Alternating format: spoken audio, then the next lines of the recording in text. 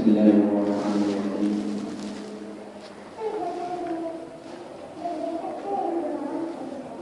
الحمد لله رب العالمين، والصلاة والسلام على أشرف الأنبياء والمرسلين محمد وعلى آله وأصحابه أجمعين ومن تبعهم بإحسان ودعا بدعوته إلى يوم الدين. أما بعد فأعوذ بالله من الشيطان الرجيم. بسم الله الرحمن الرحيم. والشمس وضحاها والقمر إذا تلاها والنهار إذا جلاها والليل إذا يغشاها والسماء وما بناها والأرض وما طحاها ونفس وما سواها فألهمها فجورها وتقواها قد أفلح من زكاها وقد خاب من دساها.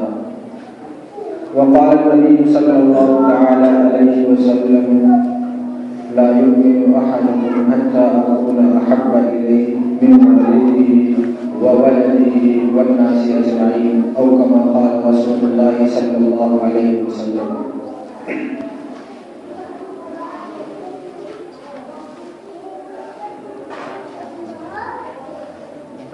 حضرات گرامی، میرے محترم دین بھائیوں،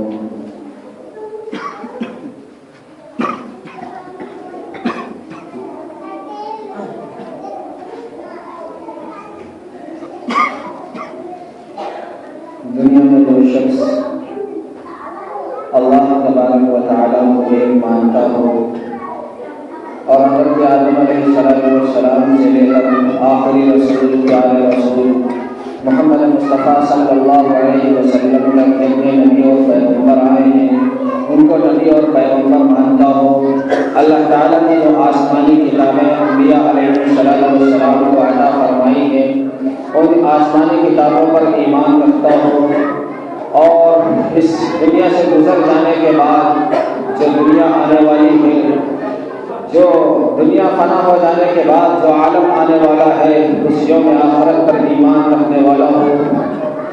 انسان اور جنات کے علاوہ ایک دوسری مخلوق ہے جو اللہ کے حکم کے تابع ہے، یفعلون ما یؤمرون، اللہ کے حکم کے مطابق کام کرنے والی جو مخلوق ہے جسے فرشتے کہتے ہیں، اس نظر نہ آنے والی مخلوق کو جو ماننے والا ہو، اور جو بھی اچھائی یا برائی دنیا میں ہوتی ہے، ہمارے حق میں جو بھی خیر یا شر ہمارے حق میں یا ہمارے خلاف ہوتا ہے اس کو ماننے والا ہو، یہ بندہ مومن ہے، یہ بندہ ایمان والا ہے، یہ اللہ کا نیک بندہ ہے، یہ مومن اور مسلمان بندہ ہے۔ اللہ کی توحید کو ماننے والا، اللہ کی وحدانیت کا اقرار کرنے والا، انبیاء علیہ السلام کی نبوت اور رسالت کو ماننے والا، یوم آخرت پر ایمان رکھنے والا، خیر اور شر، اچھی اور بری تقدیر کو ماننے والا، فرشتوں پر ایمان لانے والا، یہ بندہ مسلمان ہے۔ اس مسلمان بندے نے جہاں بہت ساری چیزوں کا اقرار کیا ہے، وہاں اس بات کا بھی اس نے اقرار کیا ہے کہ ہمارے پیارے آقا احمد مجتبیٰ محمد مصطفیٰ خاتم الانبیاء محمد عربی صلی اللہ علیہ وسلم یہ اللہ کے آخری نبی، آخری پیغمبر، آخری رسول، آخری قاسم، آخری پیامبر ہیں، آخری ہادی، آخری بشیر، آخری نذیر ہیں۔ اب ہمارے آقا صلی اللہ علیہ وسلم کے بعد کوئی نبی، کوئی پیغمبر آنے والا نہیں۔ رسول اللہ صلی اللہ علیہ وسلم کے قلب پاک پر 22 سال 5 ماہ 14 دن میں اللہ تبارک و تعالیٰ نے قرآن پاک کے 554 رکوع نازل فرمائے ہیں۔ اس قرآن پاک کے 30ویں پارے میں اللہ تبارک و تعالیٰ نے محمد عربی صلی اللہ علیہ وسلم پر ایک سورت نازل فرمائی جو سورت قرآن پاک کی عظیم ترین سورت ہے۔ اللہ تبارک و تعالیٰ نے اس میں اعلان فرمایا، رسول اللہ صلی اللہ علیہ وسلم کو فرماتے ہوئے، قرآن پاک کی جتنی صورتیں اور آیتیں ہیں سورۃ الفاتحہ سے لے کر سورہ ناس تک، ان 114 صورتوں کو آپ پڑھ جائیے، اس کے معانی کو پڑھ جائیے، اس کے مطالب کو پڑھ جائیے، اس کی تفسیر کو پڑھ جائیے، لیکن ایک واحد صورت اللہ نے قرآن میں ایسی نازل فرمائی ہے جس صورت کے اندر اللہ نے کم سے کم 60 قسمیں کھا کر اللہ نے ایک مضمون بیان فرمایا ہے۔ ہمیں کسی بات کو بہت ہی منعقد انداز میں تاکید کے ساتھ اور اہمیت کے ساتھ کہنا ہوتا ہے، ہم اللہ کی قسم کھا کر کہتے ہیں۔ کوئی اور بندہ ہوتا ہے قرآن کی قسم کھا کر کہتا ہے، جو بیچارہ سمجھدار نہیں ہے تو وہ ماں اور باپ کی قسم کھا کر کہتا ہے، کوئی ناسمجھ ہوتا ہے، نادان ہوتا ہے، اپنی جان کی قسم کھا کر یقین دلانے کے لیے کوئی بات کہتا ہے۔ وَمَنْ أَصْدَقُ مِنَ اللَّهِ قِيلًا، اللہ سے زیادہ سچی بات کہنے والا کون ہو سکتا ہے؟ وَلَا تَبْدِيلَ لِكَلِمَاتِ اللَّهِ، اللہ کی بات میں کوئی تبدیلی نہیں ہے، کوئی رد و بدل نہیں ہے۔ اللہ اتنی سچی بات کہنے والا ہے، پھر بھی اللہ قسم کھا کر مضمون بیان کرتا ہے۔ سورہ تین پڑھیے، والتین والزیتون، اللہ نے 7 قسمیں نہیں کھائی ہیں، اللہ نے دوسری صورتوں میں قسمیں کھائی ہیں، لیکن 7 قسمیں اللہ نے کسی صورت میں نہیں کھائی ہیں، صرف ایک واحد صورت ہے 7 قسم کھا کر اللہ ایک مضمون بیان کرتا ہے۔ یقیناً وہ مضمون بہت اہم ہوگا، یقیناً وہ بہت اہم ہوگی، جو اللہ ایمان والوں کے دل میں اتارنا چاہتا ہوگا، جو اللہ اپنے بندوں کے دل میں بٹھانا چاہتا ہوگا۔ وہ کون سا مضمون ہے، وہ کون سی سورت ہے جس میں اللہ نے یہ مضمون بیان فرمایا ہے؟ قرآن پاک کی 30ویں بارے کی سورت پڑھیے، اللہ فرماتا ہے والشمس وضحاها، سورج کی قسم اللہ کھاتا ہے، والقمر اذا تلاها، چاند کی قسم اللہ کھاتا ہے، والنہار اذا جلاها، دن کی قسم اللہ کھاتا ہے، واللیل اذا یغشاها، رات کی قسم اللہ کھاتا ہے، والسماء اذا بناها، والسماء وما بناها، اللہ قسم کھاتا ہے آسمان کی، والارض وما طحاها، زمین کی قسم کھاتا ہے، ونفس وما سواها، اللہ جان کی قسم کھاتا ہے۔ 7 قسمیں اللہ کھانے کے بعد، 7 قسمیں کھانے کے بعد اللہ مضمون بیان کرتا ہے۔ سورج کی قسم ہے، چاند کی قسم ہے، دن کی قسم ہے، رات کی قسم ہے، آسمان کی قسم ہے، زمین کی قسم ہے، چاند کی قسم ہے۔ یہ ساری قسمیں کھانے کے بعد اللہ ایک مضمون بیان کرتا ہے۔ یہ انسان اتنا نادان ہے، یہ انسان اتنا ان پڑھ ہے، یہ سمجھدار نہیں ہے، سمجھتا نہیں ہے۔ فَأَلْهَمَهَا فُجُورَهَا وَتَقْوَاهَا، انسان کے دل میں اللہ نے ایک قلب رکھا ہے، انسان کے جسم میں اللہ نے ایک قلب رکھا ہے، یہ قلب فجورها وتقواها، اس میں فسق و فجور بھی ہوتا ہے، اس میں اللہ کا تقوی بھی ہوتا ہے، اس میں نافرمانی بھی ہوتی ہے، اس میں فرما برداری بھی ہوتی ہے، اس دل کے اندر خیر بھی ہوتا ہے، اسی دل کے اندر شر بھی ہوتا ہے، اسی دل کے اندر اللہ کی خشیت بھی ہوتی ہے، اسی دل کے اندر تکبر بھی ہوتا ہے، اسی دل کے اندر للہیت بھی ہوتی ہے، اسی دل کے اندر عقلپن بھی ہوتا ہے، اسی دل کے اندر اللہ کا خوف بھی ہوتا ہے، اسی دل کے اندر اللہ سے نہ ڈرنا بھی ہوتا ہے، اسی دل کے اندر اللہ کی طرف بڑھنے اور لپکنے کا جذبہ بھی ہوتا ہے، اور اسی دل کے اندر اپنی قومیت اور وطنیت کے جذبات بھی ہوتے ہیں۔ یہ دل ہے فَأَلْهَمَهَا فُجُورَهَا وَتَقْوَاهَا، اللہ کہتا ہے اسی دل میں دونوں طرح کے جذبات ہوتے ہیں، خیر کے جذبات بھی ہوتے ہیں، شر کے جذبات بھی ہوتے ہیں، فسق و فجور والے جذبات بھی ہوتے ہیں، نیکی اور بھلائی والے جذبات بھی ہوتے ہیں۔ اس دل میں تقوی اور الہیت اور خلوص بھی ہوتا ہے۔ اللہ کے رسول پیارے رسول محمد مصطفیٰ کی دل میں محبت ہوتی ہے، اور اسی دل میں رسول کی نفرت بھی ہوتی ہے، اسی دل میں قرآن پر ایمان بھی ہوتا ہے، اسی دل میں قرآن سے نفرت بھی ہوتی ہے۔ یہ دل دونوں چیزوں کا مجموعہ بنایا ہے۔ پھر اللہ فرماتا ہے قد افلح من زکاہا، قد افلح من زکاہا، قد افلح من زکاہا۔ سنو اے مسلمانوں، سنو اے مومنوں، سنو اے ایمان والوں، سنو محمد مصطفیٰ صلی اللہ علیہ وسلم کو آخری رسول ماننے والوں، سنو محمد مصطفیٰ صلی اللہ علیہ وسلم سے عشق و محبت کا دعویٰ کرنے والوں، اے مومنوں، اے مسلمانوں، جنہوں نے قرآن پر ایمان رکھا ہے، جنہوں نے محمد مصطفیٰ کو، محمد صلی اللہ علیہ وسلم کو آخری نبی مانا ہے، جو اللہ کی وحدانیت کو ماننے والے ہیں، جو پیارے رسول ہمارے آدم علیہ السلام سے لے کر آخری نبی تک نبیوں کو نبی ماننے والے ہیں، جو کتابوں پر ایمان لانے والے ہیں۔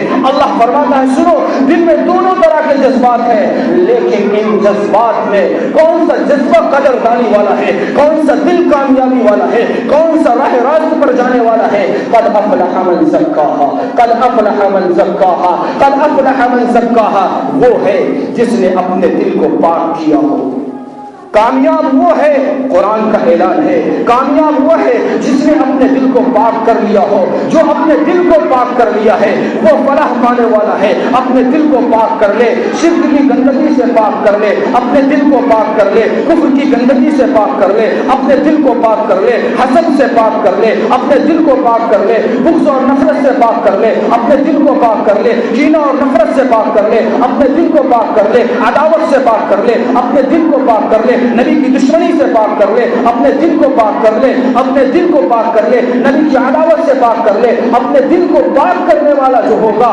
اللہ فرماتا ہے قد افلح من زکاہا، جو اپنے دل کو پاک کرنے والا ہے، چوری سے پاک کرنے والا ہے، زنا سے پاک کرنے والا ہے، شراب خوری سے پاک کرنے والا ہے، ماں بہن بیٹی کی عزت سے کھیلنے کے جذبات سے پاک کرنے والا ہے، یہ وہ بندہ ہے قد افلح، قد افلح، یہ کامیاب ہے، یہ کامیاب ہے، یہ کامیاب ہے، یہ کامیاب ہے، یہی ہے فلاح پانے والا، یہی ہے فلاح پانے والا۔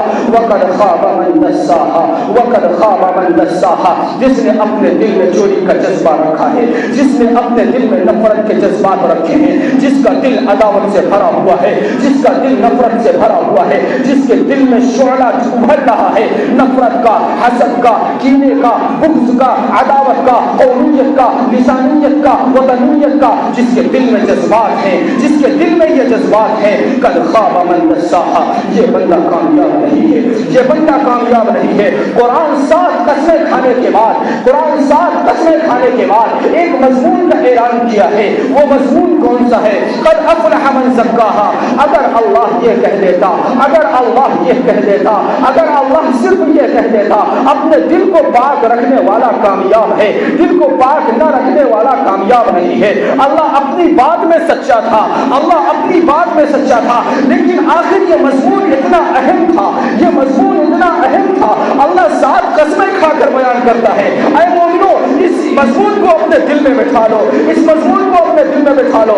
اللہ کہتا ہے میں سورج کی قسم کھا کر یہ مضمون بیان کرتا ہوں، ارے اب تو اس مضمون کو مان لو۔ میں چاند کی قسم کھا کر یہ مضمون بیان کرتا ہوں، ذرا اب تو اس مضمون کو مان لو۔ میں آسمان کی قسم کھا کر یہ مضمون بیان کرتا ہوں، ذرا اب تو اس پر ایمان لے آؤ۔ میں زمین کی قسم کھا کر یہ مضمون بیان کرتا ہوں، اے میرے اوپر ایمان رکھنے والے بندو، ذرا اب تو اس پر ایمان لے آؤ۔ میں آسمان اور زمین، دن اور رات کی قسم کھا کر بیان کرتا ہوں، پھر تو مان لو میں نے سارے انسانوں نہیں، دنیا کی تمام مخلوقات جتنی بھی ہیں، میں نے ان سب کی جان کی قسم کھا کر یہ مضمون بیان کیا ہے، ذرا اب تو مانو۔ اللہ 7 قسمیں کھا کر یہ مضمون بیان کرتا ہے۔ اللہ اپنی بات میں سچا تھا، بغیر قسم کھائے اللہ مضمون بیان کر دیتا، لیکن اتنا اہم مضمون قرآن پاک کی یہ ایک واحد صورت ہے جس صورت میں اللہ نے 7 قسمیں کھا کر مضمون بیان کیا ہے۔ قد افلح من زکاہا، قد افلح من زکاہا، قد افلح من زکاہا، جو دل کو پاک کرنے والا ہے یہ کامیاب ہے۔ وقد خاب من دساہا، جو اپنے دل کو پاک کرنے والا نہیں ہے، شرک اور کفر کی گندگی سے پاک کرنے والا نہیں ہے، بغض اور نفرت اور عداوت سے پاک کرنے والا نہیں ہے، کینہ کپٹ اور جلن سے پاک کرنے والا نہیں ہے، قومیت، لسانیت اور وطنیت کے جذبات سے پاک کرنے والا نہیں ہے، ایسا شخص کامیاب اور باغرار نہیں ہے۔ ہمارے پیارے آقا محمد مصطفیٰ صلی اللہ علیہ وسلم کے لیے، آخری نبی صلی اللہ علیہ وسلم کے لیے ابراہیم علیہ السلام نے آج سے تقریباً 4,2500 سال پہلے، آج سے تقریباً 4,2500 سال پہلے دنیا کی سب سے زیادہ عظیم الشان جگہ کعبۃ اللہ کے پردے کے پاس کھڑے ہو کر، کعبۃ اللہ کی دیوار کے سائے میں کھڑے ہو کر ابراہیم علیہ السلام نے ایک دعا مانگی تھی۔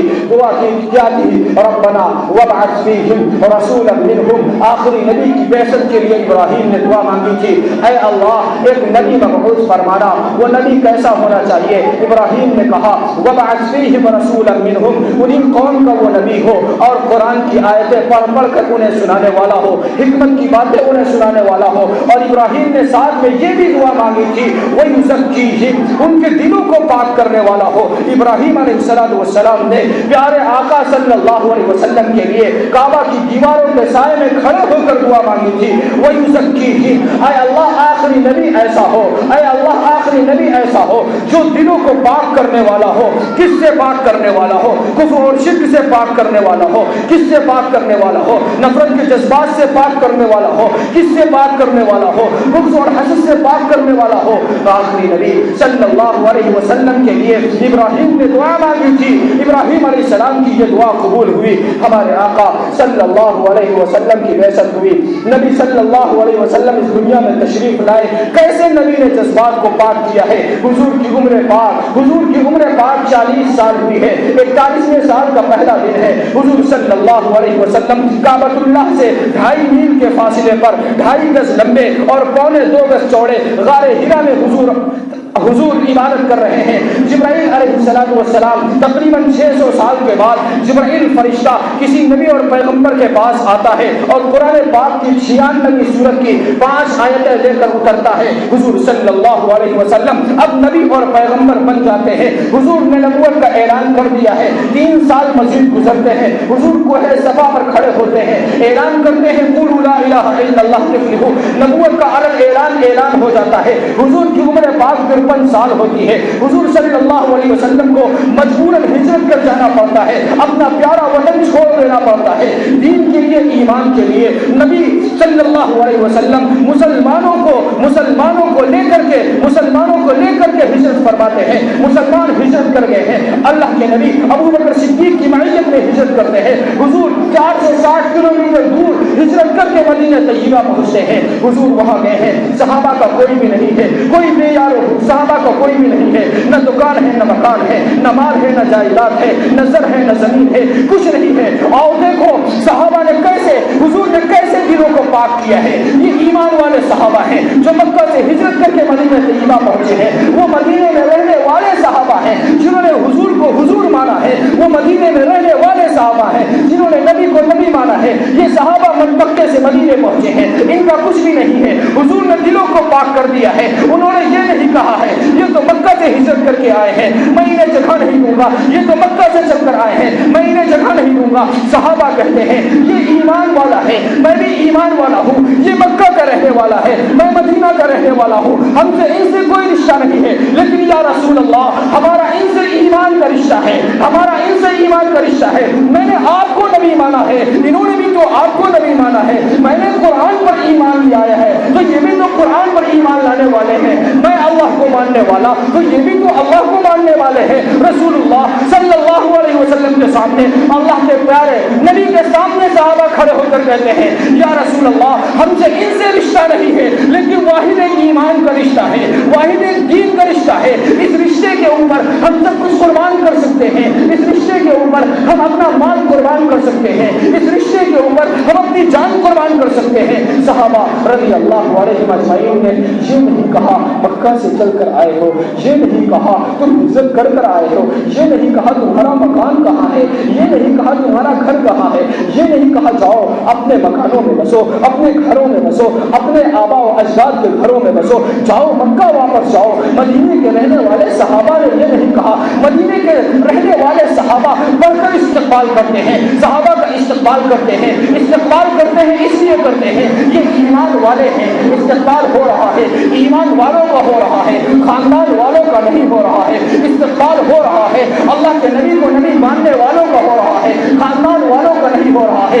استقبال ہو رہا ہے پیارے آقا کے آقا ماننے والوں کا ہو رہا ہے, خاندان والوں کا استقبال نہیں ہو رہا ہے. صحابہ نے استقبال کیا, مدینے کے صحابہ نے استقبال کیا, مکہ کے صحابہ کا استقبال کیا ہے, مدینے کے مومنوں نے استقبال کیا ہے, مکہ کے مومنوں کا استقبال کیا ہے, مدینے کے ایمان والوں نے استقبال کیا ہے, مکہ کے ایمان والوں کا استقبال کیا ہے, مدینے کے مسلمانوں نے استقبال کیا ہے, مکہ کے مسلمانوں کا استقبال کیا ہے. مدینے کے صحابہ نے اپنے خاندان کا, اپنے رشتے داروں کا, اپنے یاروں کا, اپنے دوست کا, اپنے احباب کا استقبال نہیں کیا, کیونکہ نبی کے دستے اقدس میں ہاتھ دینے کے بعد, نبی کے ہاتھ پر کلمہ پڑھنے کے بعد, نبی کے ہاتھ پر کلمہ پڑھنے کے بعد اب انہوں نے یہ کہہ دیا ہے اے نبی آپ کہیں گے تو بھائی سے دین کے لیے ٹکرا جائیں گے. اے نبی اگر آپ کہیں گے اپنے چچا سے دین کے لیے ٹکرا جائیں گے. اے نبی میں نے آپ کا کلمہ پڑھا ہے, میں نے آپ کے ہاتھ میں ہاتھ دے دیا ہے. اب رشتے داری ہے تو دین کی بنیاد پر ہے, اب رشتے داری ہے تو